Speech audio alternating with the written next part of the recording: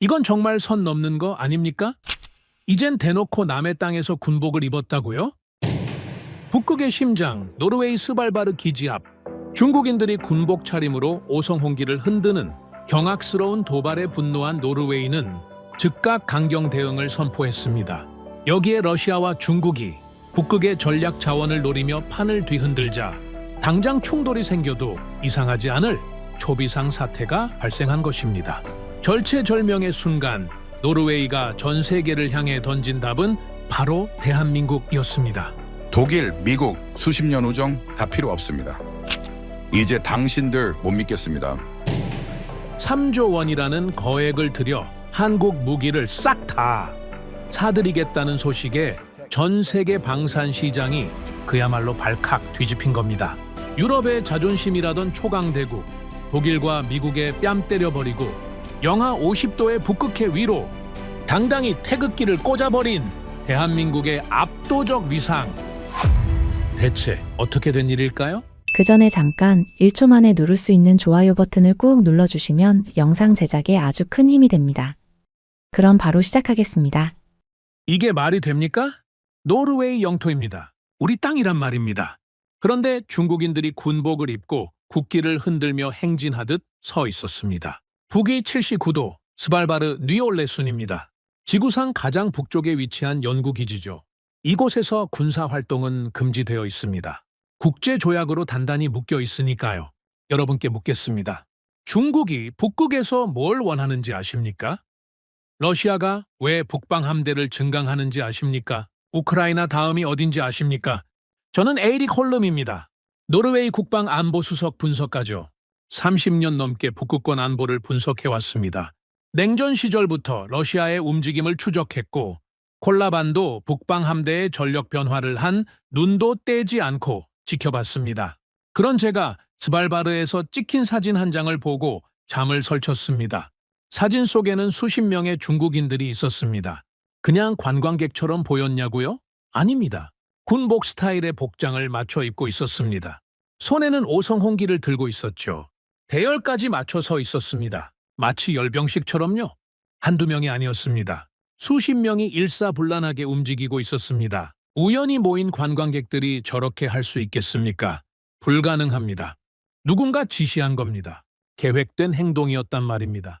저는 즉시 국방부에 연락했습니다. 이 사진 보셨습니까? 담당자가 대답했습니다. 봤습니다. 외교부에서 확인 중입니다. 확인이요? 지금 확인할 게 뭐가 있습니까? 저들이 뭘 하고 있는지 눈에 안 보입니까? 홀름 박사님, 일단 중국 측 해명을 기다려 봐야죠. 저는 전화기를 내려놓았습니다. 해명. 해명이라. 이미 답은 나와 있는데 해명을 기다린다고요. 며칠 후 중국 대사관에서 공식 입장이 나왔습니다. 개인 관광이랍니다. 군사활동이 아니랍니다. 조약을 준수했답니다. 웃기지 마십시오. 저는 회의실에서 동료들에게 말했습니다. 여러분 저들의 해명을 믿으십니까? 아무도 대답하지 않았습니다. 해명은 있었습니다. 하지만 메시지는 사라지지 않았습니다. 저들이 남긴 건 해명이 아니라 선언입니다. 우리는 여기까지 왔다. 언제든 올 수 있다. 그 선언이란 말입니다. 한 동료가 조심스럽게 물었습니다. 하지만 실제 군사 행동은 없지 않았습니까? 과민 반응 아닐까요? 저는 그 동료를 똑바로 쳐다봤습니다. 과민 반응이요? 좋습니다. 그럼 제가 묻겠습니다. 우크라이나가 2014년에 크림반도를 잃었을 때 러시아가 먼저 선전 보고를 했습니까? 동료는 입을 다물었습니다. 전쟁은 선언으로 시작되지 않습니다. 공백을 통해 스며드는 겁니다. 조용히, 천천히, 그리고 어느 순간 돌이킬 수 없게 되는 거죠. 회의실이 조용해졌습니다. 저는 창밖을 바라봤습니다. 오슬로의 겨울 하늘은 낯빛이었습니다. 그 하늘 너머로 북극이 있었습니다. 스발바르가 있었습니다. 우리의 영토가 있었습니다. 그런데 우리는 그 땅을 지킬 준비가 되어 있었습니까? 저는 책상 위에 보고서를 펼쳤습니다. 노르웨이 지상 전력 현황 보고서였죠. 읽으면서 손이 떨렸습니다. 분노 때문이 아니었습니다. 두려움 때문이었습니다. 다연장 로켓 없습니다. 장거리 지상 타격 능력 없습니다.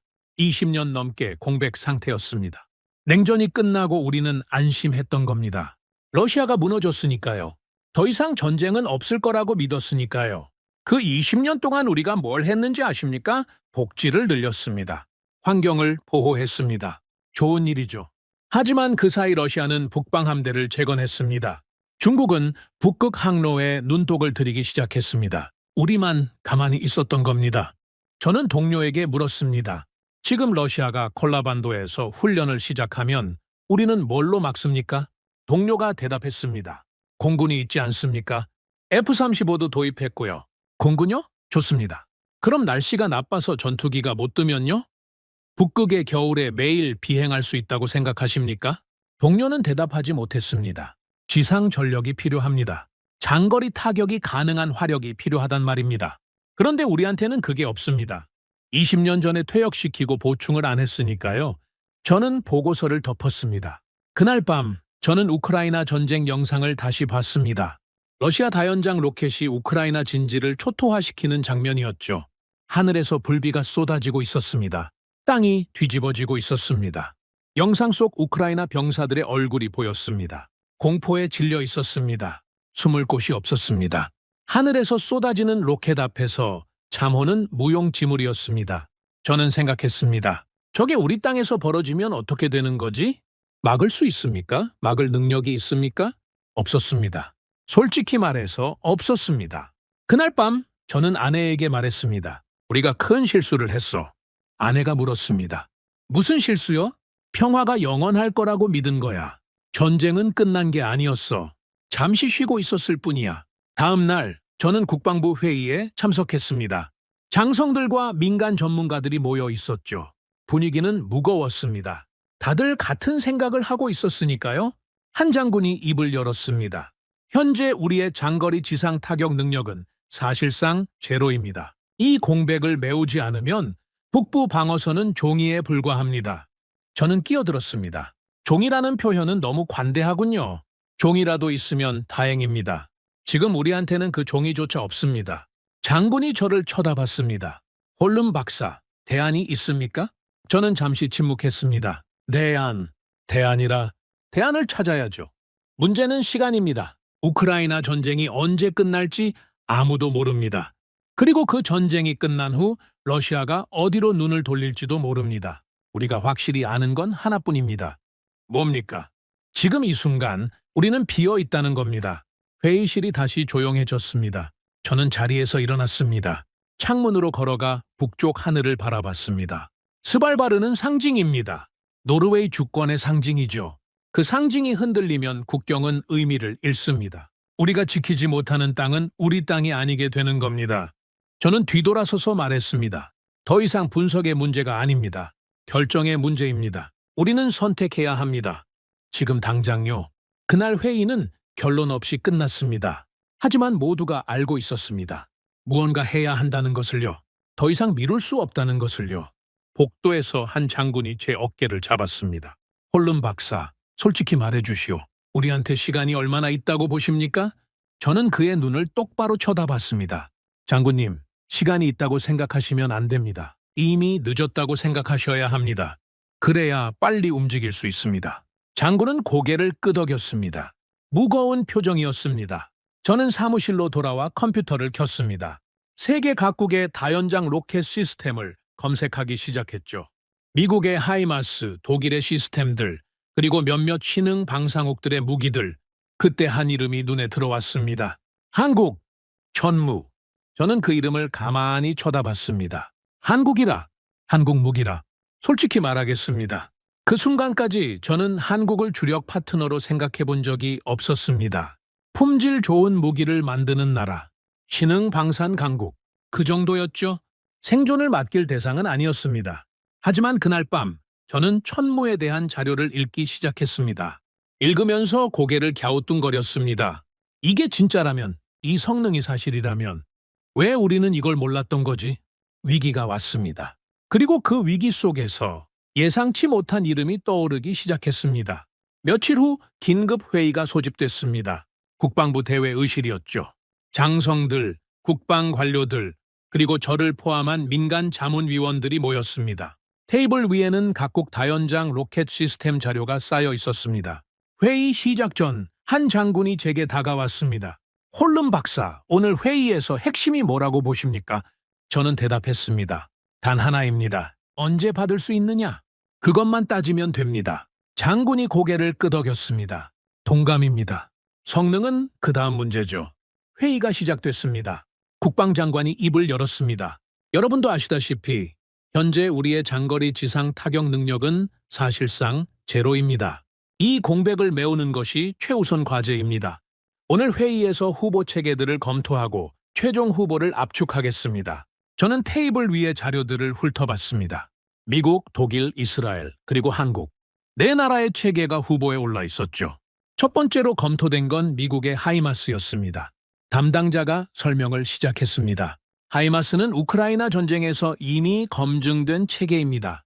정밀도, 사거리, 신뢰성 모두 최고 수준이죠. 한 장군이 물었습니다. 납기는 어떻습니까? 담당자가 잠시 머뭇거렸습니다. 현재 미국 내 수요가 폭증한 상태입니다. 우크라이나 지원, 자국 물량 확보, 동맹국 수출 대기분까지 합치면 솔직히 말씀드려서 줄이 깁니다. 그래서 언제 받을 수 있습니까? 빨라야 4년에서 5년 후입니다. 회의실이 술렁였습니다. 저는 끼어들었습니다. 4년이요? 4년 후면 상황이 어떻게 바뀌어 있을지 아무도 모릅니다. 우크라이나 전쟁이 끝나 있을 수도 있고 러시아가 다른 곳으로 눈을 돌렸을 수도 있습니다. 4년은 너무 깁니다. 국방장관이 고개를 끄덕였습니다. 하이마스는 일단 보류합시다. 다음 후보는요? 다음은 독일이었습니다. 솔직히 말하겠습니다. 저는 독일에 기대를 걸고 있었습니다. 아니, 저뿐만이 아니었죠. 회의실에 있는 거의 모든 사람들이 독일을 유력하게 보고 있었습니다. 이유는 간단했습니다. 독일은 전통적인 방산 파트너였으니까요. 수십 년간 함께 일해온 나라였습니다. 정치적으로도 안전했고 외교적으로도 무난했습니다. 나토 동맹국이자 유럽의 핵심 파트너. 독일을 선택하면 아무도 뭐라고 하지 않을 겁니다. 담당자가 독일 체계에 대한 설명을 시작했습니다. 독일은 현재 새로운 다연장 로켓 시스템을 개발 중입니다. 기술력은 세계 최고 수준이고 우리와의 협력 경험도 풍부합니다. 저는 고개를 끄덕였습니다. 여기까지는 좋았습니다. 그런데 한 장군이 질문을 던졌습니다. 납기는요? 언제 받을 수 있습니까? 담당자가 서류를 뒤적였습니다. 표정이 묘하게 굳어졌습니다. 그게 아직 개발 단계라서 정확한 일정을 말씀드리기 어렵습니다. 대략적으로라도 말해 보십시오. 개발 완료까지 2년에서 3년, 이후 생산과 인도까지 합치면 최소 5년에서 6년은 봐야 할 것 같습니다. 회의실이 조용해졌습니다. 저는 믿을 수가 없었습니다. 잠깐만요. 5년에서 6년이라고요? 그게 최선입니까? 담당자가 난처한 표정을 지었습니다. 독일 측에서는 최대한 빠르게 진행하겠다고 했지만 현재 개발 일정상 그보다 앞당기기는 어렵다고 합니다. 저는 테이블을 손으로 짚었습니다. 잠깐, 제가 제대로 이해한 겁니까? 우리는 지금 당장 전력 공백을 메워야 합니다. 내일이라도 위기가 터질 수 있는 상황이란 말입니다. 그런데 5년을 기다리라고요? 아무도 대답하지 않았습니다. 저는 계속했습니다. 여러분, 5년이면 어떤 일이 벌어질 수 있는지 아십니까? 우크라이나 전쟁 전체가 3년도 안 돼서 수십만 명의 사상자를 냈습니다. 5년이면 전쟁이 2번은 끝나고도 남습니다. 한 관료가 조심스럽게 말했습니다. 하지만 독일은 신뢰할 수 있는 파트너입니다. 기술력도 검증됐고요. 조금 기다리더라도. 저는 그 말을 끊었습니다. 신뢰요? 기술력이요? 그게 지금 중요한 겁니까? 아무리 좋은 무기라도 전쟁이 끝난 뒤에 도착하면 무슨 소용입니까? 회의실이 다시 조용해졌습니다. 저는 한숨을 쉬었습니다. 기대가 무너지는 순간이었습니다. 독일이라면 될 줄 알았습니다. 가장 안전하고 가장 확실한 선택이라고 생각했습니다. 그런데 그게 아니었던 겁니다. 국방장관이 무거운 목소리로 말했습니다. 독일도 일단 보류합시다. 다른 대안을 봐야겠습니다. 그때였습니다. 테이블 끝에 앉아있던 한 젊은 분석관이 손을 들었습니다. 장관님, 한 가지 제안을 드려도 되겠습니까? 말해보시오. 한국의 천무 체계를 검토해보시는 건 어떻겠습니까? 회의실에 묘한 공기가 흘렀습니다. 몇몇 사람들이 서로 눈짓을 주고받았죠. 저도 솔직히 의아했습니다. 한국이라고요? 한국 무기를요? 국방장관이 물었습니다. 한국 천무라. 그게 뭔가? 분석관이 자료를 꺼내 들었습니다. 천무는 한국이 개발한 다연장 로켓 시스템입니다. 사거리, 화력, 정밀도 모두 하이마스에 필적하는 수준이고 무엇보다 분석관이 잠시 말을 멈췄습니다. 무엇보다 뭔가 납기가 빠릅니다. 한국은 현재 대량 생산 체제를 갖추고 있고 수출에도 적극적입니다. 폴란드에 이미 대규모 물량을 납품하고 있죠. 저는 귀가 번쩍 뜨였습니다. 잠깐, 폴란드에 납품했다고요? 언제? 작년부터 시작해서 올해 안에 상당량이 인도될 예정입니다. 저는 계산을 해봤습니다. 폴란드가 계약하고 납품받기까지 걸린 시간. 그게 채 2년이 안 됐습니다. 믿기 어려웠습니다. 그게 사실입니까? 계약부터 납품까지 2년도 안 걸렸다고요? 분석관이 고개를 끄덕였습니다. 사실입니다. 한국 방산의 강점이 바로 그겁니다. 빠른 생산, 정확한 납기, 약속한 일정을 지킵니다. 회의실 분위기가 미묘하게 바뀌기 시작했습니다. 저는 옆에 앉은 장군에게 소공어렸습니다. 장군님, 이거 한번 자세히 볼 필요가 있을 것 같습니다. 장군이 고개를 끄덕였습니다. 동감이요. 관심이 가는군. 국방장관이 분석관에게 물었습니다. 한국과 우리의 기존 협력 관계는 어떻습니까? 거래 경험이 있소? 분석관이 대답했습니다. 있습니다. 우리는 이미 한국산 K9 자주포를 운용하고 있습니다. 그 말에 저는 무릎을 쳤습니다. 맞습니다. K9. 우리가 이미 쓰고 있는 무기였죠. 저는 K9을 직접 평가한 적이 있었습니다. 혹한의 북부 지역에서 테스트했죠. 영하 30도의 날씨에서도 거뜬히 작동했습니다. 정비도 편했고 부품 수급도 빨랐습니다. 그때 저는 생각했습니다. 한국이 이 정도면 꽤 괜찮구나. 그 기억이 떠올랐습니다. 저는 발언했습니다. K9 이야기가 나왔으니 말씀드리겠습니다. 저는 그 체계를 직접 평가한 사람입니다. 결론부터 말씀드리면 만족스러웠습니다. 혹한에서도 작동했고 정비 지원도 훌륭했습니다. 한국은 약속을 지키는 나라였습니다. 회의실이 조용해졌습니다. 다들 제 말을 듣고 있었죠. 저는 계속했습니다. 물론 천문은 K9과 다른 체계입니다. 별도로 검토해야죠. 하지만 한국이라는 나라의 신뢰도, 방산 역량, 납기 준수 능력, 이건 이미 검증된 겁니다. 국방장관이 천천히 고개를 끄덕였습니다. 좋습니다. 한국의 천무 체계를 정식 후보에 올립시다. 상세 검토를 진행하겠습니다. 회의가 끝난 후 저는 복도에서 그 젊은 분석관을 불러 세웠습니다. 자네 한국에 대해서 얼마나 알고 있나? 분석관이 대답했습니다. 어느 정도는 알고 있습니다.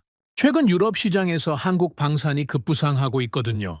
폴란드뿐만 아니라 다른 나라들도 관심을 보이고 있죠. 그래, 예를 들면 루마니아, 에스토니아, 핀란드, 북유럽과 동유럽 전체가 한국을 주목하고 있습니다. 저는 생각에 잠겼습니다. 한국이 그 정도로 부상하고 있었다니. 저도 미처 파악하지 못했던 겁니다. 자네 생각에 한국이 왜 이렇게 주목받는 것 같나? 분석관이 잠시 생각하더니 대답했습니다. 3가지라고 봅니다. 첫째, 가격 대비 성능이 뛰어납니다. 둘째, 납기가 빠릅니다. 셋째, 실전 경험이 있는 무기입니다. 실전 경험. 한국은 70년 넘게 북한과 대치해왔습니다. 그들의 무기는 전시를 가정하고 설계됐죠.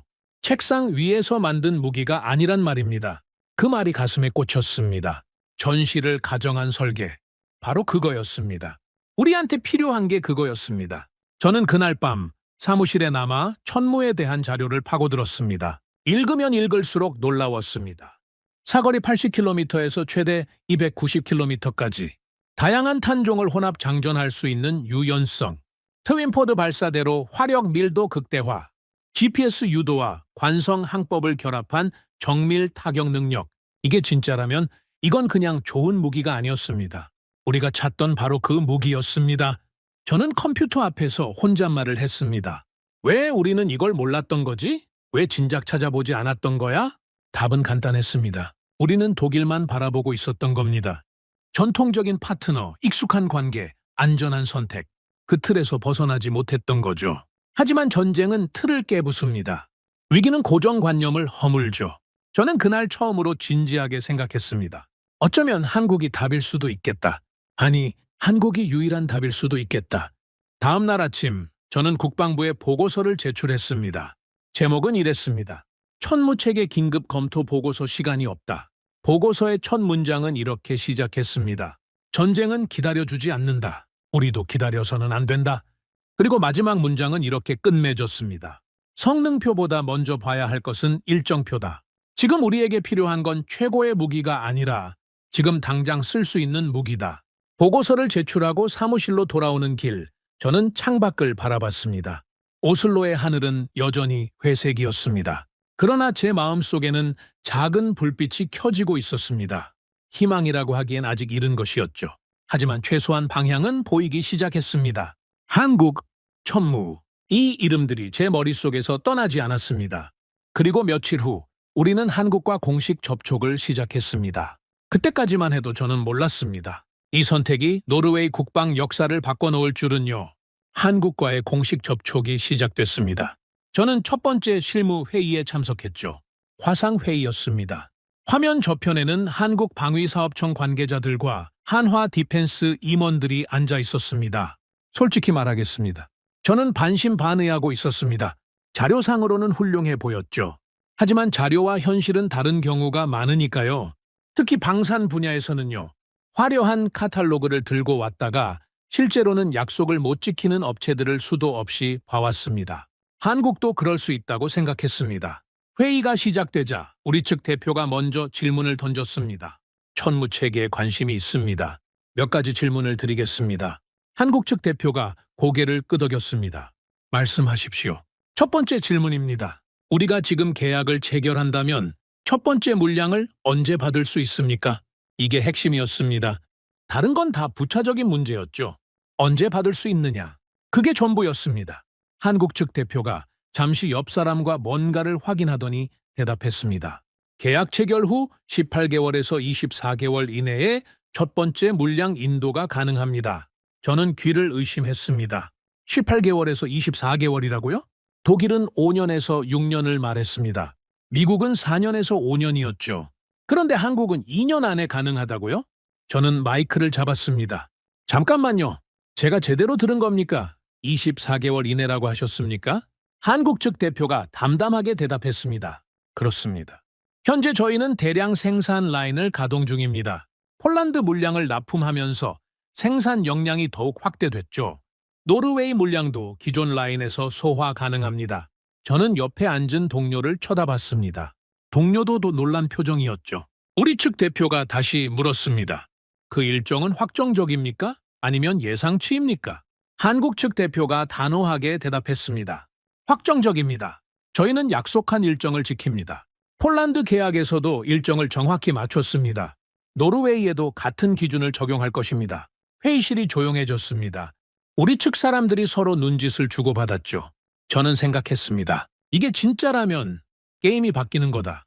회의가 끝난 후 저는 복도에서 우리 측 대표를 붙잡았습니다. 어떻게 생각하십니까? 대표가 대답했습니다. 솔직히 놀랐습니다. 저렇게 자신 있게 납기를 말하는 건 처음 봅니다. 믿을 수 있을까요? 확인해 봐야죠. 하지만 폴란드 사례가 있으니까요. 허풍은 아닌 것 같습니다. 저는 고개를 끄덕였습니다. 그날 저녁, 저는 폴란드 국방부에 아는 사람에게 연락했습니다. 냉전 시절부터 알고 지낸 친구였죠. 바르샤바에서 근무하는 분석관이었습니다. 야체크, 나 에이릭이야. 한 가지 물어볼 게 있어. 뭔데? 한국 천무 말이야. 너희가 계약했잖아. 실제로 어때? 납기 지키던가. 전화기 너머로 야체크가 웃는 소리가 들렸습니다. 에이릭, 너도 관심 있어? 당연하지. 유럽 전체가 지금 한국을 쳐다보고 있잖아. 그래서 어때? 솔직하게 말해줘. 야체크가 잠시 침묵하더니 말했습니다. 솔직히 말할게. 처음에 우리도 반신반의했어. 한국이라고? 아시아 나라가 우리한테 무기를 판다고? 좀 이상하게 느껴졌지? 그런데 막상 일을 시작하니까 다르더라고. 이 친구들 진짜 일정을 지켜 말한 대로 해. 심지어 예상보다 빨리 온 물량도 있었어. 저는 놀랐습니다. 예상보다 빨랐다고? 응. 그리고 품질도 좋아. 우리 기술자들이 점검해 봤는데 하자가 거의 없었어. 독일 장비보다 낫다는 평가도 있어. 저는 전화기를 꽉 쥐었습니다. 야체크, 진심으로 묻는 거야. 한국을 믿어도 되는 거야? 야체크가 단호하게 대답했습니다. 에이릭, 내가 30년 넘게 이 바닥에 있었잖아. 수많은 나라들이랑 거래해봤어. 그중에서 한국만큼 약속을 잘 지키는 나라는 처음 봤어. 믿어도 돼! 전화를 끊고 나서 저는 한참 동안 생각에 잠겼습니다. 이건 단순한 무기 거래가 아니었습니다. 국가의 생존이 걸린 문제였죠. 잘못된 선택을 하면 돌이킬 수 없습니다.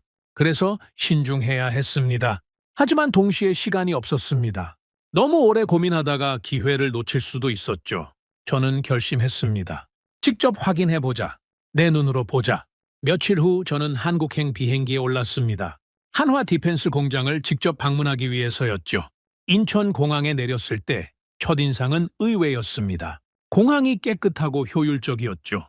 사소한 거였지만 그게 눈에 들어왔습니다. 이 나라는 시스템이 돌아가는구나. 그런 느낌이었습니다. 다음 날 아침 저는 창원에 있는 한화 디펜스 공장에 도착했습니다. 공장 입구에서 한국 측 관계자들이 저를 맞았습니다. 그중 한 명이 영어로 인사했죠. 홀름 박사님 멀리서 오셨습니다. 환영합니다. 감사합니다. 오늘 많은 것을 보고 싶습니다. 물론이죠. 준비했습니다. 따라오시죠. 공장 안으로 들어서는 순간 저는 숨을 멈췄습니다. 거대한 생산 라인이 눈앞에 펼쳐져 있었습니다.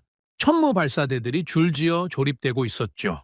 로봇 팔이 부품을 옮기고 기술자들이 세밀한 작업을 하고 있었습니다. 그런데 놀라운 건 그게 아니었습니다. 속도였습니다. 라인이 쉬지 않고 돌아가고 있었습니다. 한 대가 완성되면 바로 다음 대가 올라왔죠. 물 흐르듯이 움직이고 있었습니다. 저는 안내자에게 물었습니다. 지금 이 라인에서 한 달에 몇 대나 생산합니까? 안내자가 대답했습니다. 현재 풀 가동 상태에서 월 생산량은. 숫자를 듣고 저는 할 말을 잃었습니다. 독일이 1년에 만들 수 있는 양을 한국은 몇 달 만에 만들 수 있었습니다. 이게 현실이었습니다. 저는 생산 라인을 따라 걸으면서 이것저것 질문했습니다. 품질 관리는 어떻게 합니까? 모든 부품은 3단계의 검수를 거칩니다. 완성품은 실사격 테스트까지 마쳐야 출고됩니다. 부품 수급은요? 병목 현상은 없습니까? 핵심 부품의 70% 이상을 국내에서 조달합니다. 해외 의존도가 낮아서 공급망 리스크가 적죠. 저는 고개를 끄덕였습니다. 대단했습니다. 이건 단순한 공장이 아니었습니다. 전쟁을 대비한 시스템이었죠. 오후에는 천무체계에 대한 기술 브리핑이 있었습니다. 회의실에 앉자 한국 기술자가 프레젠테이션을 시작했습니다. 천무체계의 핵심 특징을 설명드리겠습니다. 화면에 천무의 구조가 떴습니다. 첫째, 트윈포드 발사대입니다. 하나의 차량에 2개의 발사 포드를 장착해서 화력 밀도를 극대화했습니다. 단일 차량으로 40발의 로켓을 발사할 수 있죠. 저는 메모했습니다. 40발. 단일 차량으로. 둘째, 혼합 장전이 가능합니다. 유도 로켓과 비유도 로켓을 동시에 장전할 수 있어서 상황에 따라 유연하게 대응할 수 있습니다. 이건 중요한 부분이었습니다. 전장 상황은 시시각각 변하니까요. 유연성은 필수였죠. 셋째, 사거리입니다. 기본형은 80km, 확장형은 최대 290km까지 타격 가능합니다. 290km. 저는 지도를 떠올렸습니다. 그 정도 사거리면 노르웨이 북부에서 러시아 콜라반도의 주요 시설을 타격할 수 있었습니다. 넷째, 정밀도입니다. GPS 유도와 관성 항법을 결합해서 오차 범위 수미터 이내의 정밀 타격이 가능합니다. 브리핑이 끝나고 저는 질문했습니다. 이 체계가 실전에서 검증된 적이 있습니까? 기술자가 대답했습니다. 전문은 한국군에서 이미 실전 배치되어 운용 중입니다. 또한 다양한 환경에서 수백 발의 실사격 테스트를 거쳤습니다. 성능은 입증됐습니다. 저는 고개를 끄덕였습니다. 그날 저녁 저는 호텔 방에서 창밖을 바라봤습니다. 창원의 야경이 펼쳐져 있었죠. 불빛들이 반짝이고 있었습니다. 저는 생각했습니다. 이 나라는 70년 넘게 전쟁 상태에 있었습니다. 휴전선 너머에는 수십만 명의 적군이 포진해 있죠. 언제든 전쟁이 재개될 수 있는 상황입니다. 그런 나라가 만든 무기입니다. 책상 위에서 설계한 무기가 아닙니다. 실제로 써야 할 수도 있다는 절박함으로 만든 무기입니다. 그래서 다른 거였습니다. 그래서 특별한 거였습니다. 저는 노트북을 열고 보고서를 쓰기 시작했습니다. 한국 방문 결과 보고서. 첫 문장은 이렇게 시작했습니다. 우리는 화려함을 찾지 않았다. 준비된 상태를 찾았다. 한국은 준비되어 있었다. 그리고 이렇게 썼습니다. 전쟁 환경에서 납기는 행정 절차가 아니다. 납기는 곧 전력이다. 늦게 도착하는 최고의 무기보다 제때 도착하는 좋은 무기가 낫다. 한국은 그 차이를 이해하고 있다. 보고서를 쓰면서 저는 확신이 생겼습니다.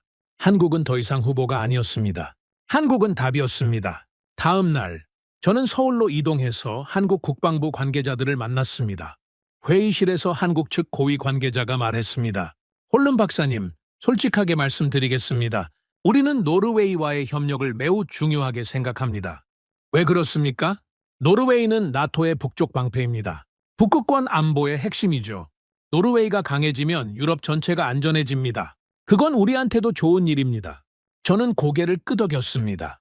한 가지 더 묻겠습니다. 한국은 왜 이렇게 빠른 납기가 가능합니까? 비결이 뭡니까? 관계자가 잠시 생각하더니 대답했습니다. 간단합니다. 우리는 전쟁을 가정하고 준비하기 때문입니다. 북한이 내일 공격할 수도 있습니다. 그래서 우리는 항상 준비 상태를 유지합니다. 생산 라인도, 부품 수급도, 인력 훈련도 전부 전시 기준으로 운영됩니다. 그 말이 가슴에 꽂혔습니다. 전쟁을 가정한 준비. 그게 한국의 강점이었습니다. 저는 물었습니다. 마지막으로 한 가지만 더 묻겠습니다. 우리가 천무를 선택한다면 한국은 어떤 지원을 해줄 수 있습니까? 관계자가 대답했습니다. 전면적인 지원을 약속드립니다. 기술 이전, 정비 훈련, 부품 수급, 업그레이드 지원. 무엇이든 협의 가능합니다. 우리는 무기만 파는 게 아닙니다. 파트너십을 만드는 겁니다. 회의가 끝나고 저는 비행기에 올랐습니다. 오슬로로 돌아가는 길이었죠. 비행기 창문 너머로 한반도가 보였습니다. 저 아래 어딘가에 휴전선이 있었습니다. 70년 넘게 끝나지 않은 전쟁의 흔적이었죠. 저는 생각했습니다. 저 나라는 매일 전쟁을 준비하면서 살아왔습니다. 그래서 저렇게 강해진 거였습니다. 우리도 배워야 했습니다. 평화에 취해 있을 시간이 없었습니다. 오슬로에 도착한 다음 날, 저는 국방부에 보고서를 제출했습니다. 결론은 명확했습니다. 한국의 천무 체계를 최우선 후보로 권고한다. 납기, 성능, 신뢰성 모든 면에서 우리의 요구 조건을 충족한다. 더 이상의 검토는 시간 낭비다. 보고서를 제출하고 사무실로 돌아오면서 저는 혼잣말을 했습니다. 그 순간부터 한국은 후보가 아니었다. 한국은 유일한 선택지였다. 한국에서 돌아온 후 저는 국방부 회의에 참석했습니다. 보고서를 제출한 상태였죠. 천무를 최우선 후보로 권고한다는 내용이었습니다. 하지만 회의실 분위기는 생각보다 무거웠습니다. 한 장군이 입을 열었습니다. 홀름 박사, 보고서 잘 읽었습니다. 천무가 좋다는 건 알겠습니다. 그런데 한 가지 걸리는 게 있습니다. 말씀하십시오. 한국이라는 나라 말입니다. 우리가 한국과 이렇게 큰 규모의 방산 거래를 한 적이 있습니까? 신뢰할 수 있는 겁니까? 저는 그 질문을 예상하고 있었습니다. 당연한 우려였죠. 국가 안보가 걸린 문제에서 신중해야 하는 건 맞았습니다. 하지만 저는 미소를 지었습니다. 장군님, 좋은 질문입니다. 그런데 사실 우리는 이미 답을 알고 있습니다. 무슨 말입니까? 우리는 이미 한국 무기를 쓰고 있습니다. K9 자주포 말입니다. 회의실이 조용해졌습니다. 몇몇 사람들이 고개를 끄덕였죠. 맞습니다. 우리는 이미 한국산 자주포를 운용하고 있었습니다. 장군이 물었습니다. K9, 그거 어떻습니까? 제대로 굴러갑니까? 저는 대답했습니다. 제가 직접 평가한 체계입니다. 결론부터 말씀드리죠. 훌륭합니다. 그리고 저는 과거로 돌아갔습니다. K9을 처음 접했던 그때로요. 그건 몇 년 전 일이었습니다. 노르웨이 육군이 새로운 자주포를 도입하기로 결정했을 때였죠. 여러 후보가 올라왔습니다. 독일, 미국, 그리고 한국. 당시에도 저는 평가단에 참여했습니다. 솔직히 말하겠습니다. 처음에 저는 한국을 심각하게 고려하지 않았습니다. 한국이요? 자주포를요? 그때까지 저는 한국 하면 삼성이나 현대자동차 정도를 떠올렸습니다. 무기는 아니었죠. 하지만 평가를 시작하면서 생각이 바뀌기 시작했습니다. 첫 번째 테스트는 혹한 환경 테스트였습니다. 노르웨이 북부 영하 30도의 날씨에서 진행됐죠. 눈보라가 몰아치고 있었습니다. 손가락이 얼어붙을 것 같은 추위였습니다. 독일 자주포가 먼저 테스트에 들어갔습니다. 결과는 좋지 않았죠. 엔진 시동이 걸리지 않았습니다. 유압 시스템에 문제가 생겼습니다. 기술자들이 달려들었지만 시간이 걸렸습니다. 다음은 한국의 K9이었습니다. 저는 옆에 서서 지켜봤습니다. 솔직히 기대하지 않았습니다. 독일도 저러는데 한국이 뭐 다르겠어. 그렇게 생각했죠. 그런데 놀라운 일이 벌어졌습니다. 한국 기술자가 시동 버튼을 눌렀습니다. 엔진이 단번에 걸렸습니다. 영하 30도에서요. 아무 문제 없이요. 저는 눈을 의심했습니다. 잠깐 예열도 안 했습니까? 한국 기술자가 대답했습니다. 예열 시스템이 내장되어 있습니다. 극한 환경을 가정하고 설계했으니까요. 저는 고개를 끄덕였습니다. 극한 환경을 가정한 설계. 그 말이 인상적이었습니다. 테스트가 계속됐습니다. K9은 눈밭을 달렸습니다. 포탑이 회전하고 포신이 움직였습니다. 모든 게 매끄럽게 작동했죠. 저는 옆에 있던 동료에게 말했습니다. 야, 이거 진짜 되는데? 동료가 대답했습니다. 나도 놀랐어. 한국이 이 정도일 줄은 몰랐어. 실사격 테스트에서도 K9은 뛰어난 성능을 보여줬습니다. 명중률이 높았고 연사 속도도 빨랐죠.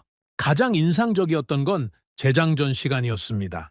자동 장전 시스템 덕분에 포수의 피로도가 현저히 낮았습니다.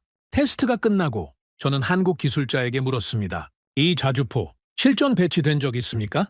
기술자가 대답했습니다. 한국군에서 이미 1000대 이상 운용 중입니다. 연평도 포격 사건 때 실제로 대응 사격을 했죠. 저는 귀가 번쩍 뜨였습니다. 실전 경험이 있다고요? 그렇습니다. 2010년에 북한이 연평도를 포격했을 때 K9이 방역에 나섰습니다. 실전에서 검증된 체계입니다. 실전 경험, 이게 결정적이었습니다. 아무리 테스트를 통과해도 실전은 다르니까요. 그런데 K9은 실전까지 거친 무기였습니다. 최종 평가 회의에서 저는 발언했습니다. 저는 K9을 권고합니다. 성능, 신뢰성, 가격 모든 면에서 최선의 선택입니다. 몇몇 사람들이 반대 의견을 냈습니다. 하지만 한국은 경험이 부족하지 않습니까? 우리랑 거래해본 적이 별로 없지 않습니까? 저는 대답했습니다. 경험은 쌓으면 됩니다. 중요한 건 능력입니다.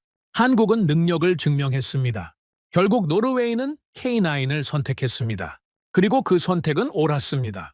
K9이 노르웨이군에 배치된 후 저는 운용 상황을 계속 지켜봤습니다.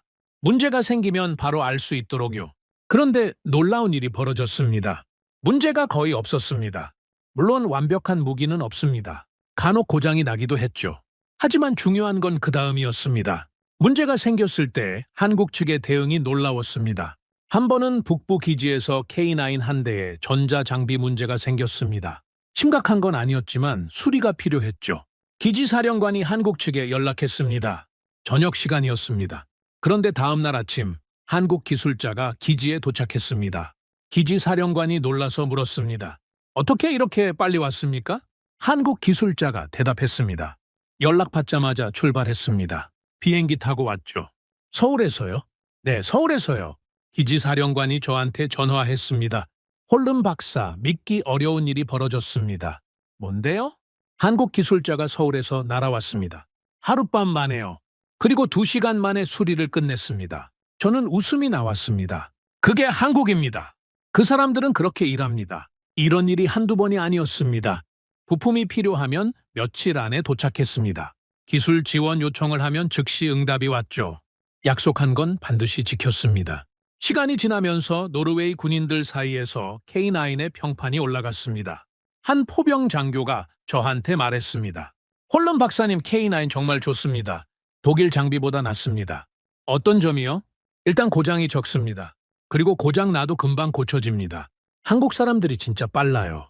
저는 고개를 끄덕였습니다. 그렇죠. 그 사람들은 전쟁을 가정하고 일합니다. 느긋하게 할 여유가 없는 거죠. 장교가 물었습니다. 그게 무슨 말입니까? 저는 설명했습니다. 한국은 지금도 전쟁 중입니다. 휴전 상태일 뿐이죠. 북한이 언제 공격할지 모릅니다. 그래서 한국군은 항상 전투 준비 상태를 유지합니다. 무기도 그 기준으로 만들어요. 내일 당장 써야 할 수도 있다는 각오로요. 장교가 고개를 끄덕였습니다. 그래서 그런 거군요. 그 긴장감이 품질에 반영되는 거네요. 맞습니다. 평화로운 나라에서 만든 무기와는 다를 수밖에 없죠. 이 대화가 기억에 남았습니다. 회의실로 돌아오겠습니다. 저는 장군에게 말했습니다. 장군님, 우리는 처음 만난 나라를 믿는 게 아닙니다. 이미 함께 일해본 나라를 떠올리는 겁니다. 장군이 물었습니다. K9 운용 경험이 그렇게 좋았습니까? 좋은 정도가 아닙니다. 최고였습니다. 문제가 생겼을 때 설명이 필요 없었습니다. 연락하면 바로 해결됐죠. 그게 신뢰입니다. 저는 계속했습니다. 신뢰는 계약서에서 나오는 게 아닙니다. 운용 기록에서 나옵니다. 약속을 지키는 모습에서 나옵니다. 한국은 그 신뢰를 이미 증명했습니다. 회의실이 조용해졌습니다. 한 관료가 질문했습니다. K9과 천무는 다른 체계 아닙니까? K9이 좋다고 천무도 좋을 거라는 보장이 있습니까? 좋은 지적이었습니다. 저는 대답했습니다. 물론 별개의 체계입니다. 하지만 중요한 건 체계가 아니라 그 뒤에 있는 시스템입니다. 생산 능력, 품질 관리, 납기 준수, 사후 지원. 이건 체계가 바뀌어도 유지되는 겁니다. 한국은 그 시스템이 탄탄합니다. 저는 한 가지를 더 언급했습니다. 그리고 한 가지 더 생각해야 할 게 있습니다. K9과 천무를 같이 운영하면 시너지가 생깁니다. 무슨 말입니까?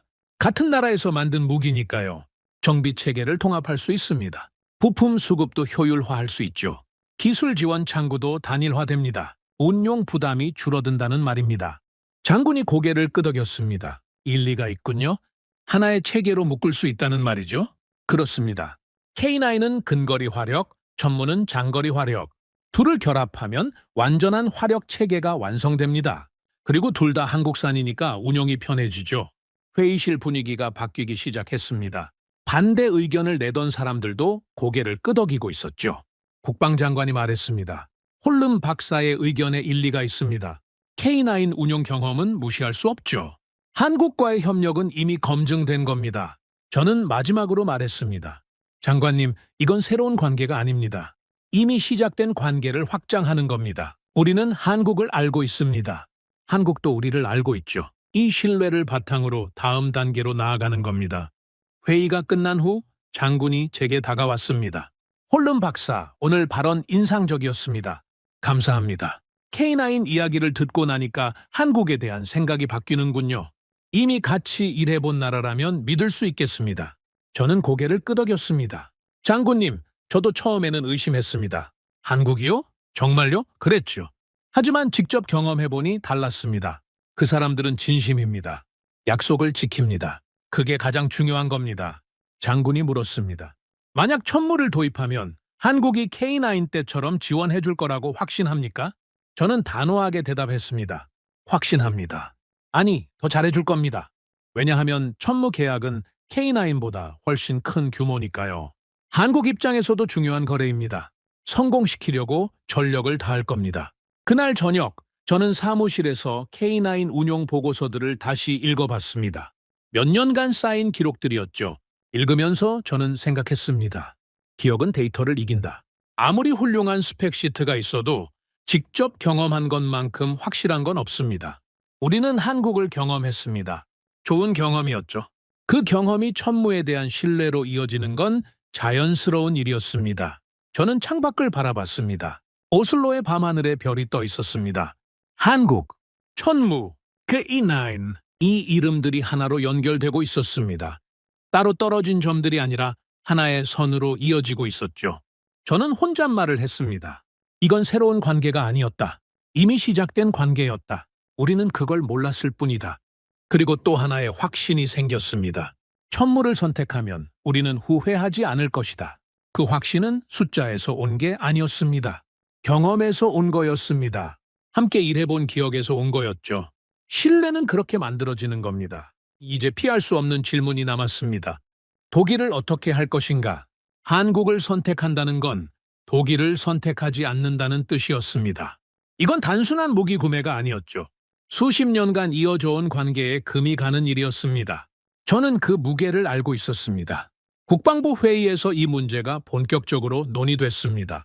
회의실 분위기는 무거웠죠. 다들 말을 아끼고 있었습니다. 국방장관이 입을 열었습니다. 자, 이제 솔직하게 이야기해봅시다. 한국 천무가 좋다는 건 다들 동의하는 것 같습니다. 하지만 독일 문제가 남아 있습니다. 한 외교부 관계자가 발언했습니다. 장관님, 독일은 우리의 핵심 파트너입니다. 나토 동맹국이자 유럽연합의 중심 국가죠. 독일을 배제하면 외교적 파장이 있을 수 있습니다. 저는 그 말을 듣고 있었습니다. 틀린 말은 아니었죠. 독일은 중요한 나라였습니다. 외교부 관계자가 계속했습니다. 솔직히 말씀드리면 독일 측에서 이미 우리의 움직임을 감지하고 있습니다. 한국과 접촉한다는 소식이 들어갔죠. 불쾌해하고 있습니다. 국방장관이 물었습니다. 불쾌하다고요? 구체적으로 뭐라고 합니까? 공식적으로는 아무 말도 안 합니다. 하지만 비공식 채널로 메시지가 왔습니다. 왜 우리를 건너뛰느냐? 그런 뉘앙스였죠. 회의실이 술렁이었습니다. 저는 손을 들었습니다. 제가 한 말씀 드려도 되겠습니까? 국방장관이 고개를 끄덕였습니다. 말씀하십시오. 홀름 박사. 저는 자리에서 일어났습니다. 여러분, 저도 독일의 중요성을 잘 알고 있습니다. 수십 년간 함께 일해온 파트너죠. 외교적으로도 경제적으로도 중요한 관계입니다. 그건 부정할 수 없습니다. 저는 잠시 멈췄습니다. 하지만 오늘 우리가 논의하는 건 외교가 아닙니다. 안보입니다. 국가의 생존입니다. 이 두 가지를 혼동하면 안 됩니다. 외교부 관계자가 반박했습니다. 홀름 박사, 외교와 안보는 분리할 수 없습니다. 좋은 외교 관계가 안보의 기반 아닙니까? 저는 고개를 끄덕였습니다. 맞습니다. 좋은 지적입니다. 하지만 한 가지 물어보겠습니다. 외교 관계가 아무리 좋아도 전쟁이 터졌을 때 무기가 없으면 어떻게 됩니까? 외교부 관계자가 대답하지 못했습니다. 저는 계속했습니다. 독일이 좋은 파트너인 건 맞습니다. 하지만 지금 우리에게 필요한 건 좋은 파트너가 아닙니다. 지금 당장 무기를 줄 수 있는 파트너가 필요합니다. 독일은 그걸 해줄 수 있습니까? 회의실이 조용해졌습니다. 저는 테이블 위에 서류를 집어들었습니다.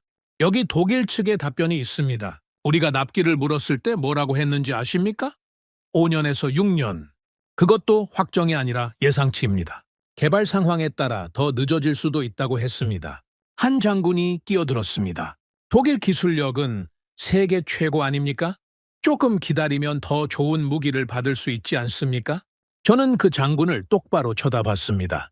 장군님, 제가 묻겠습니다. 5년 후에 최고의 무기를 받으면 뭘 합니까? 그 5년 동안 전쟁이 터지면요? 우크라이나를 보십시오. 러시아가 침공한 지 몇 년이 지났습니다. 그 사이 수십만 명이 죽었습니다. 장군이 입을 다물었습니다. 저는 목소리를 높였습니다. 전쟁은 기다려주지 않습니다. 전쟁은 준비된 쪽을 선택합니다. 아니, 더 정확히 말하면 준비 안 된 쪽을 먼저 칩니다. 우리가 5년을 기다리는 동안 러시아가 가만히 있을 것 같습니까? 회의실이 다시 조용해졌습니다. 국방장관이 물었습니다. 홀름 박사, 그럼 독일을 완전히 배제하자는 겁니까? 저는 고개를 저었습니다. 아닙니다. 배제가 아닙니다. 판단입니다. 독일은 나쁜 선택이 아닙니다. 훌륭한 기술력을 가진 나라죠. 하지만 지금 이 순간 우리에게 필요한 답을 줄 수 없습니다. 그게 현실입니다. 저는 잠시 숨을 골랐습니다. 우리는 독일을 평가한 게 아닙니다. 시간을 평가한 겁니다. 그리고 독일은 시간 테스트에서 탈락했습니다. 회의실에 침묵이 흘렀습니다. 외교부 관계자가 다시 발언했습니다.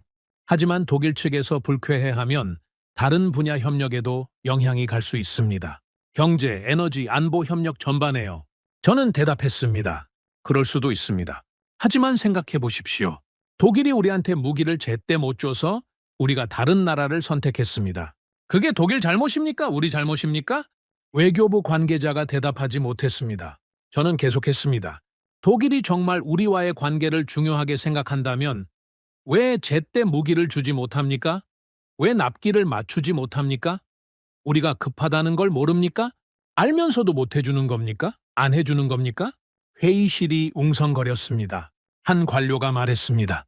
홀름 박사 말씀이 맞습니다. 우리가 미안해할 일이 아닙니다. 독일이 약속을 못 지킨 겁니다. 저는 고개를 끄덕였습니다. 맞습니다. 이건 우리의 배신이 아닙니다. 우리의 생존을 위한 선택입니다. 독일도 이해해야 합니다. 이해 못하면 그건 독일 문제입니다. 국방장관이 손을 들어 회의를 정리했습니다. 좋습니다. 홀름 박사의 의견은 명확합니다. 다른 분들 의견도 들어봅시다. 그때 한 장군이 발언했습니다. 오래전부터 독일과 협력해온 분이었죠. 저는 솔직히 말씀드리겠습니다. 독일을 포기하는 게 쉽지 않습니다. 개인적으로도 독일 관계자들과 친분이 있고요. 하지만 장군이 잠시 말을 멈췄습니다. 하지만 홀름 박사 말이 맞습니다. 우리는 친분으로 무기를 살 수 없습니다. 성능으로, 납기로 사야 합니다. 독일이 그걸 못 해주면 어쩔 수 없는 겁니다. 회의실 분위기가 기울기 시작했습니다. 저는 한 가지를 더 말했습니다. 여러분, 한 가지 더 생각해 봅시다. 우리만 이런 고민을 하는 게 아닙니다. 폴란드도 같은 고민을 했습니다. 그리고 폴란드는 한국을 선택했습니다. 저는 자료를 꺼냈습니다. 폴란드는 원래 독일의 레오파르트 전차를 운용하고 있었습니다. 독일과 오랜 협력 관계였죠. 그런데 우크라이나 전쟁이 터지고 나서 뭘 했습니까? 한국산 K2 전차를 대량 주문했습니다. 천무도 샀고요. 한 관료가 물었습니다. 폴란드가 왜 그랬습니까? 같은 이유입니다. 독일이 납기를 못 맞추니까요. 폴란드도 급했습니다. 러시아가 바로 옆에 있으니까요. 기다릴 여유가 없었습니다. 그래서 한국을 선택한 겁니다. 저는 계속했습니다. 폴란드가 독일을 배신한 겁니까? 아닙니다. 폴란드는 생존을 선택한 겁니다. 우리도 마찬가지입니다. 이건 배신이 아니라 생존입니다. 회의실이 조용해졌습니다. 다들 생각에 잠긴 것 같았죠. 국방장관이 말했습니다. 좋습니다. 대충 방향이 잡힌 것 같습니다. 하지만 독일 측에는 어떻게 설명할 겁니까? 공식적인 입장이 필요합니다. 외교부 관계자가 대답했습니다. 솔직하게 말하는 게 낫습니다. 납기 문제를 언급하고 우리의 안보 상황을 설명하면 됩니다. 독일도 이해할 겁니다. 안 하면 할 수 없고요. 저는 끼어들었습니다. 한 가지 제안을 드리겠습니다. 독일을 완전히 배제하지 않아도 됩니다. 국방장관이 물었습니다. 무슨 말입니까? 천무는 한국에서 사고 다른 분야에서 독일과 협력을 강화하면 됩니다. 예를 들어 잠수함이나 해군 장비 같은 분야요. 그러면 독일 체면도 세워주고 우리 실익도 챙길 수 있습니다. 국방장관이 고개를 끄덕였습니다. 좋은 생각입니다. 외교적 완충 장치가 되겠군요. 회의가 끝난 후 저는 복도에서 창밖을 바라봤습니다. 솔직히 마음이 편하지는 않았습니다.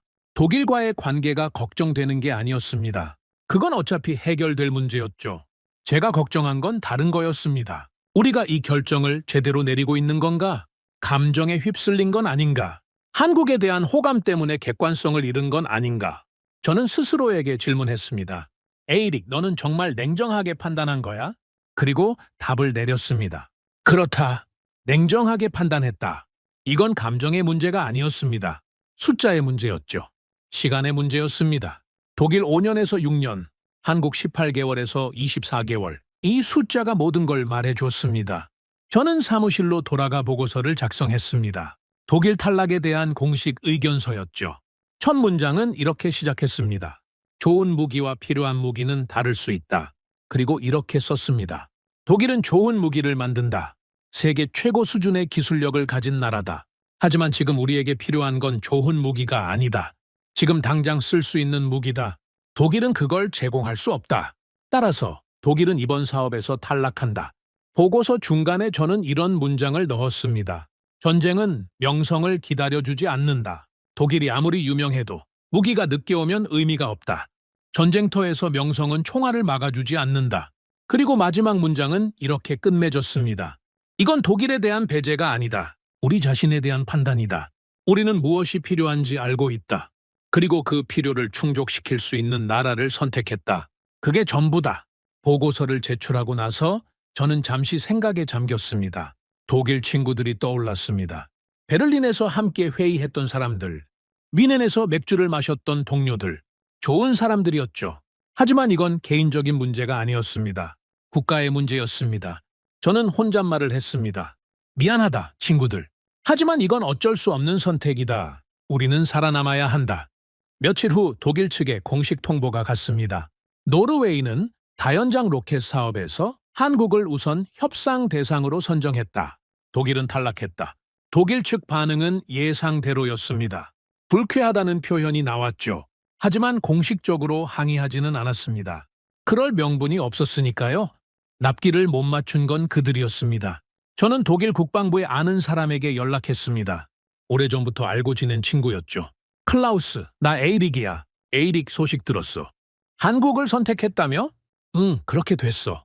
전화기 너머로 한숨소리가 들렸습니다. 솔직히 실망스럽다, 에이릭. 우리가 그렇게 오래 협력했는데. 저는 대답했습니다. 클라우스, 나도 안타깝다. 진심이야. 하지만 우리 입장을 이해해줘. 우리는 급했어. 러시아가 바로 옆에 있잖아. 5년을 기다릴 수 없었어. 클라우스가 잠시 침묵하더니 말했습니다. 알아? 아이릭. 사실 우리도 내부적으로 반성하고 있어. 납기 문제가 심각하다는 건 우리도 알고 있거든. 너희만 불만인 게 아니야. 저는 물었습니다. 그럼 왜 개선을 안 해? 클라우스가 한숨을 쉬었습니다. 복잡해. 정치적인 문제도 있고 관료주의도 있고 쉽지 않아. 저는 고개를 끄덕였습니다. 이해는 됐습니다. 하지만 그게 우리 문제는 아니었죠. 클라우스, 우리는 친구야. 앞으로도 친구일 거야. 하지만 이번 건은 어쩔 수 없었어. 이해해줘. 클라우스가 대답했습니다. 알았어, 에이릭. 이해해. 사실 너희 입장에서는 당연한 선택이야. 우리가 못해준 거니까. 전화를 끊고 나서 저는 한동안 생각에 잠겼습니다. 이게 현실이었습니다. 국제관계에서는 감정이 아니라 이익이 중요했죠. 우정도 좋지만 생존이 먼저였습니다. 저는 창밖을 바라봤습니다. 오슬로의 하늘은 맑았습니다. 이제 독일 문제는 정리됐습니다. 남은 건 한국과의 협상이었죠. 저는 책상 위에 서류를 정리하며 혼잣말을 했습니다. 이건 배제가 아니었다. 판단이었다. 우리는 옳은 판단을 했다. 그리고 또 하나의 생각이 떠올랐습니다. 전쟁은 이해를 구하지 않는다. 전쟁은 그냥 온다. 준비된 자만 살아남는다. 우리는 준비하기로 했습니다. 그게 전부였습니다. 이제 최종 논의만 남았습니다. 국방부 대회의실에 핵심 인사들이 모였습니다. 장관, 장성들, 자문위원들. 저도 그 자리에 있었죠. 테이블 위에는 두꺼운 보고서들이 쌓여 있었습니다. 국방장관이 회의를 열었습니다. 오늘 방향을 정리하겠습니다. 그 전에 우리의 기준을 다시 한번 정리합시다. 홀름 박사, 정리해 주시겠습니까? 저는 자리에서 일어났습니다. 네, 정리하겠습니다. 우리가 세운 기준은 4가지입니다. 저는 화이트보드에 적기 시작했습니다. 첫째, 납기입니다. 언제 받을 수 있느냐? 이게 가장 중요합니다. 아무리 좋은 무기라도 늦게 오면 의미가 없으니까요. 다들 고개를 끄덕였습니다. 둘째, 전시 지속성입니다. 전쟁이 길어졌을 때 버틸 수 있느냐? 부품 수급은 원활한가? 탄약 공급은 안정적인가? 이걸 봐야 합니다. 한 장군이 끼어들었습니다. 중요한 부분입니다. 우크라이나 전쟁을 보십시오.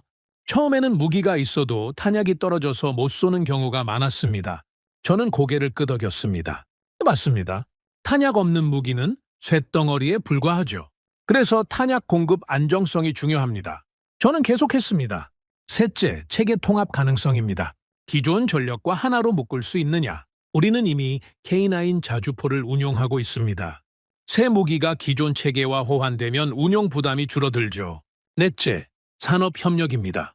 단순히 무기를 사는 게 아니라 우리 방산산업과 연계할 수 있느냐? 이게 되면 장기적으로 우리한테도 이익입니다. 저는 화이트보드를 가리켰습니다. 이 4가지 기준으로 평가했을 때 한국의 전무가 가장 유력한 후보입니다. 국방장관이 물었습니다. 구체적으로 설명해 주십시오. 저는 자료를 꺼냈습니다. 먼저 납기입니다. 한국은 계약 후 18개월에서 24개월 이내에 첫 물량 인도가 가능하다고 했습니다. 이건 독일의 5년에서 6년, 미국의 4년에서 5년과 비교하면 압도적으로 빠릅니다. 한 관료가 질문했습니다. 한국이 그 일정을 정말 지킬 수 있습니까? 저는 대답했습니다. 폴란드 사례가 있습니다. 한국은 폴란드와의 계약에서 납기를 정확히 맞췄습니다. 심지어 예상보다 빨리 납품한 물량도 있었죠. 신뢰할 수 있습니다. 저는 다음 항목으로 넘어갔습니다. 둘째, 전시 지속성입니다. 여기서 중요한 건 탄약 문제입니다. 저는 잠시 멈췄습니다. 여러분, 저는 이 부분에서 흥미로운 가능성을 발견했습니다. 국방장관이 물었습니다. 무슨 가능성입니까? 나무입니다. 노르웨이의 나무 말입니다. 회의실이 술렁였습니다. 나무는 노르웨이의 대표적인 탄약 제조업체였죠. 세계적인 수준의 기술력을 가진 회사였습니다.